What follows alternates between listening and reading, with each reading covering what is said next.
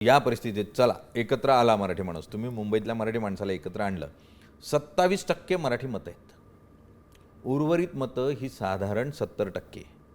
ही 70% मतं जर तुमच्या वाटेला आली नाही तर 27%च्या बळावर तुम्ही महाराष्ट्राचं किंवा मुंबईचं राजकारण कसं करणार आणि तुम्ही मुंबई महानगरपालिकेमध्ये निवडून कसं येणार आणि सत्ता कशी स्थापन करणार? पहिली गोष्ट एक लक्षात घ्या, निवडणुका येतात जातात, जनाधार हा क्षणिक असतो, विचारधाराही दीर्घकालीन असते. अगदी ती विचारधारा घेऊन आपल्याला जायला लागतं.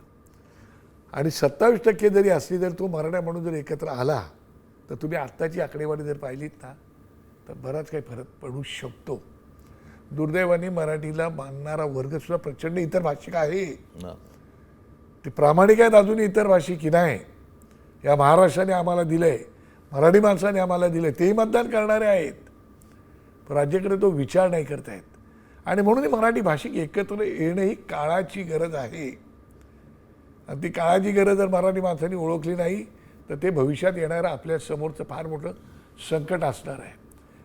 कारण आता मी गिरण गावामधला आमदार आहे, मी 4 वेळा आमदार तिकडे होतो, नगरसेवक तिकडे होतो. त्याला मराठी टक्का होता, आता मराठी टक्का हळूहळू कमी होत चाललेला आहे. आता टावर तिकडे यायला लागले, त्यांचे प्रॉब्लेम्स वेगळे आहेत, आमचे प्रॉब्लेम्स वेगळे आहेत, आणि त्या सगळ्यांना घेऊन आम्हाला ते वाटचाल करावी लागते.